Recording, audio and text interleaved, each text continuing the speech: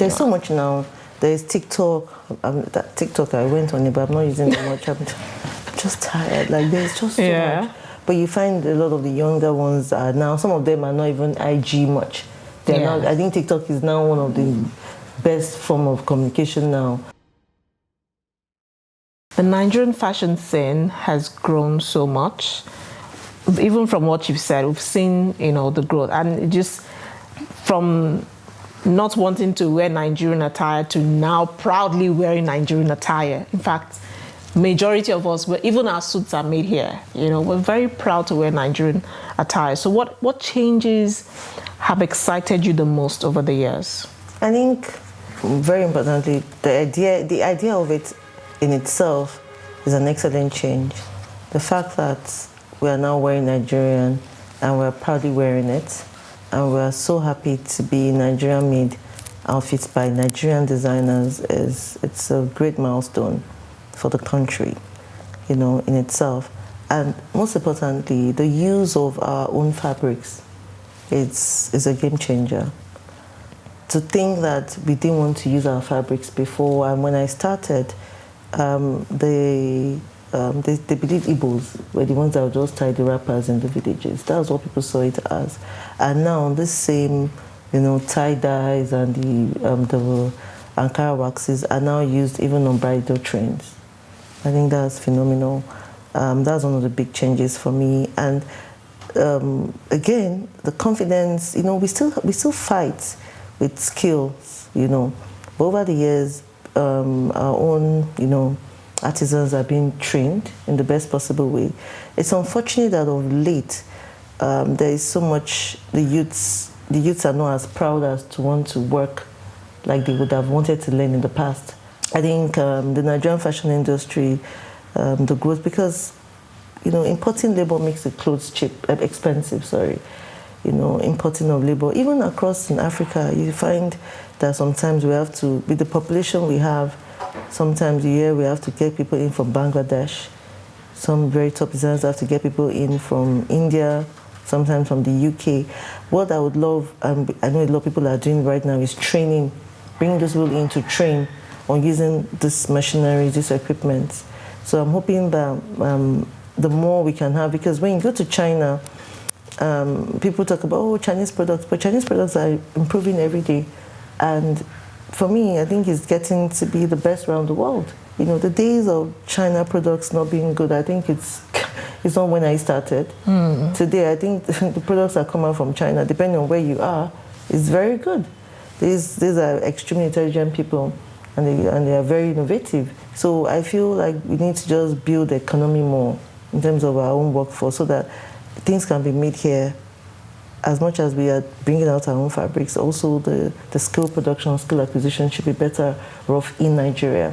That will really help in terms of our pricing, and also encourage, more people. So we won't have people, when you have entrepreneurs that know that if I start this job, if I train on this and I start mine, I'll make a lot of money. But watch when you train people, within 2 months they want to open their own. You've not learned enough. So I've seen changes happen, but I think the time span, the sustainability is not there.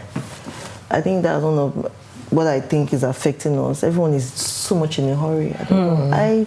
I can't imagine if I was in a hurry, I would not be here today. Absolutely. I would not be in the industry. It's taken me 20 years. And in my 20 years... And you're still standing. Yes, thank you. And thinking of diversifying into... when you get to a certain point and you build your brand identity, then you can do so many other things with it. You can decide to make jeans, tops, t-shirts. You can do so many, you can diversify. If you look at the very big brands, the Dolce & Gabbana's and Co., most of the monies they're making is from perfumes, is from... swimwears, so many things. It's not just the couture clothes alone, but that's over the years of building. Chanel has been there since when, but they keep passing it on to very good, design homes, someone that takes over the creativity of that design home to make sure that it's still there living and is existing, and it's still at the top frontier of what they are doing in that country. So my prayer is that Nigeria gets there, and we have people that are proud to want to do these jobs and not feeling the need of quick money, because there's nothing that you have to be doing quickly. your question to me is what I think of the Nigerian fashion industry and how I feel, what am I most happy about. Yes. I'm happy about the growth. I think for me it's the growth. But I haven't spoken about the growth. I want it to be sustainable for all the different designers going into it. So we have to work towards that. And you find the government agencies are doing a lot, and I'm very thankful for that. There are so many of them today. Recently, I think there is the CEDF, there is NEPC, there is LSETF from Lagos State. There's the GT Bank supports the fashion industry. So many other banks, Access, Providors. There's hardly any bank, First Bank, almost all the banks in Nigeria support fashion in one way or the other. They support training. We didn't have all that advantage when we started. So when you think of Bank of Industry, I need not forget that. There's a lot of support today. So when those are advantages that people should take. So if you start something and you are really serious about making it sustainable, I'm also happy about the growth in terms of the support system that is being seen today that was not there before. There's also training. Nobody trained me. I didn't go and meet anyone. But today they have people talking to them. They go for talks. They have mentors. They have opportunities. I was in Abuja the other day. Aisha Abdullahi had the bridge where she spoke to people in the north, in Abuja there, and there was lots of convergence of people talking, and the support system from this very, I think the Tinubu government is also very big on entrepreneurs. You can see it's into the creative sector of the government. You can see we have ministers for tourism, ministers for creative economy, ministers, and the creative sector has quite some big different thresholds, and they give loans at good digits. They are trying their best to see, even in some cases, grants. So I think as much as people should want to always say, oh, the government is doing nothing, they are doing a lot. It's for you to get the information, speak to the right people, and then you are also steady at what you do. You register your business properly. You make sure you put your papers in order. You get the support when the time comes. When COVID happened, people complained. And I'm not saying that everything is equal everywhere, but I think sometimes people don't take their time to actually see what is actually being offered. They talk down, because government is doing their best. Honestly, during the Buhari government, even in the Tinubu government today, they are trying to help the creatives. I remember the Jonathan government, there was a lot of the actresses, the film industry blossomed really big. Look at the music industry today. Blossomed as well. And now we have fashion. So I think growth has been key, and I'm very proud of what has happened the last 20 years in Nigeria. I like that. You're really happy, I can tell. There are certain people you meet, you can tell that they're not happy doing what they're doing, but you're happy doing what you're doing, and it radiates. One can see. Thank you. Amazing. So how do you balance staying rooted in African heritage while appealing to the global taste? That's easy. I think now, when you think of the global space, they're actually excited about what we also have in terms of our colors. If you look at when you buy outfits abroad, sometimes they can be a bit demure and calm, but you can see colors are being infused now. Nigerians, when you pick up on Ankara, you see 10 colors. I don't know.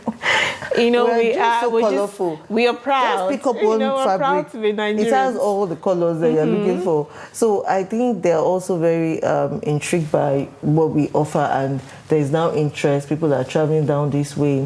When you go abroad and you're traveling and you wear an Ankara jacket, people are stopping you. Oh my goodness, I love this. So I feel we've and don't make it too heavy in the way you make it. And you can also, what I see that we're also doing now is that now when you start making suits in Ankara, that also blends it with the African heritage and the Western one. So we find a bridge in between when you use our own fabric. So it's not just, it has to be the sewing fabric. No, you can make a nice pair of suits out of even damask. You can make it out of, have you seen what we're doing Ashoke now? Doing Ashoke is a Yoruba heritage. But have you seen what people are, everybody's wearing Ashoke in Nigeria. Absolutely. Either you're from the north, the south, the east, it's brought us all together. Just like we were, like in the past, I remember when people would say, those rappers, there's some particular disco rappers that are just meant for the Igbo people. But Hollandis. But everybody's wearing it. The northerners wear it a lot. But now the whole of Africa, Nigerians going out. If you go and do a pop-up in America, they're excited to see new, because they are making like in nice palazzo pants that they would have worn in just plain fabrics, you know. And then now they're wearing it in our own fabric. So I think we should be very proud of our heritage, of our culture, and the fact that it's being represented so well abroad on a global stage. You know, when you see even these bubus that we have outdone in Nigeria, when you wear it abroad, it's rich, you know, and it's all very well embroidered. It's very rich. I was in Marrakesh and I saw embroidered, you know, it's beautiful. You are proud of where you are from, Africa, you know. And they would wear it and they would feel like they're, in fact, royalty. This royalty dressing. Okay, so I know that you export your pieces as well. You don't just sell locally, you know. Yes. So what are some of the challenges Nigerian designers still experience when exporting their pieces? And how can those challenges be addressed? Yeah, those are trade issues, and we're still at it. In some cases it's being resolved, but I think over time the government, I think there's always one issue with, in fact right now, I'm sure you're aware, I don't want to call the countries, but abroad, that we're having all kinds of issues. Nigeria in itself is a very special country. Because, you know, I don't know what it is. I just love the, you know, they said that suffering and smiling. Yeah. You think I'm saying? As much as we're doing so well, we have a lot of trade barriers. You know, when some countries will tell you don't fly into my country, do you know how insulting it can be sometimes? When, you know, so I think that is a big issue, because when you export and you do things properly with the right documentation, when you take them, you should be able to say, you know, when you're traveling and it says, if you have anything to, what's that thing they say? Is it to declare? Yeah, what to declare, what not to declare. So when you take garments, you're not meant to go through nothing to declare. I'm just giving an example. But you know, we need to get to the point where there is a safe area by which if I'm taking something to America, I know, I don't know how you're going to put this in context on your show, but what I'm trying to say is that now when you're traveling now, they swap your phones in some parts of the world to be sure that, so there was a lady, I don't know if you saw it on IG, where she was going to go and have a pop-up, but she had a tourist visa. And they checked her phone and saw DMs of, oh, I can't wait for you to come, we're going to buy XYZ from you, and they sent her back. I'm just trying to tell you that. So we are not yet, so exporting is actually something that should be taken care of properly. So you're not, you know, embarrassed at the point of entry. When I saw that, I got a lot of phone calls. People were telling me, Larry has always said this. I'm always telling people that when we are taking things abroad, we need to be able to have a documentation. I think we're still working on that. And that's why the NEPC comes in, Nigerian Export Promotional Council, where if you're taking something even to wherever part of even Africa, you have the right documentation. And I'm sure that over the years, the next coming years, things will be done properly where, I mean, I'll give South Africa, for instance, the tax is very high. So anything you're taking in there, you have to be sure that you will sell it and recover your what tax they are going to, you know, put on the PCs. And they check your stuff at the airport. God help you that they open your stuff and it's not samples. When you say samples, there's a tier somewhere you can't sell. So if you go in and you have pieces, all, you know, that looks like you are going to sell, you're liable. So it's something that some people are not aware of, but it's something that, as a country, it's something that the government has to look into to help us. I mean, we all get away with it. We've all done. I'm not going to say I've not been part of that. Do you get me? But yes, I do. I'm sure that by God's grace, those are areas that when we have better trade relations with the rest of the world, and our passport is much more solid and we're not stopped from there, from here, don't go and study there, don't go and do this. You know, Nigerians are just known everywhere. You know, when we have, I don't want to mention the names of people that have gone to other parts of the world and brought us one or the other kind of scamming issues, that's affected. And that's not to say that the entrepreneurs doing their own job legitimately are the problem, but those are the kind of areas those are kind of problems we could face when exporting out of Nigeria. Okay. Okay, I mean, we applaud the journey and the growth in the fashion industry, but like you've clearly said, there is still some areas that need to be, looked into, just to enable exportation, to enable local businesses to become global and local. So, I mean, I also... But having said that, sorry, yes. There was something I want to say again. I can't emphasize it enough that with the growth of social media today, you can sell on your websites, you can sell on your Instagram pages, you can sell. So that has really helped. It is when you have to physically take the items, because if you have good delivery channels, you can send things and export things to any part of the world. Let's not forget that. Yes. If you have your good DHL system or however it is, things are moving around the world. It's when you have to physically take the items. That's where there can be a bit of a challenge. Because people are selling. I mean, we are here in Nigeria. Things come. Some of us have got homes in the UK, and when we go to the United Kingdom, we pick them up. Some people can bring it back for you, and it will be there that it was delivered XYZ, and that's the same way things can move to maybe UK, for instance, or Ghana, because it's on the internet age has changed everything. Has changed a lot. It's when you have to physically take some of the items that you can face the challenges I'm talking about. Yes, amazing. Thanks for clarifying that. I mean, it's been a pleasure talking to you. I wish we had more time. The production is saying time up, but it's been interesting talking to you. And also to say thank you. I think in 2021, you were a speaker at the conference. Remember? Yes, I first did. ever. The very first one. You need to come for the next one. It's grown beyond what you used to remember. I can just imagine, because you started, and I remember you put in everything. So congratulations on the... Thank you. Is it 4 years now? 5 years. 5 years. 5 years. I Time did a celebration. I can't believe it. Wow, 5 years. Congrats. Thank you. That's why when you have an idea, it's good to start it and not procrastinate. Exactly. And just juggling that and also running a business, the HR and the management consulting firm, Morisandra Solutions. So, but it's been a good journey. Thanks to people like you also supporting the platform. Well. Thank you. So we've been talking to the fashion icon, Lanre Da Silva Ajayi, the founder of LDA, and it's been a pleasure talking to her. We'd just like to say thank you to our viewers for joining, and I hope to see you next time. My name is Coach Linda Uneze.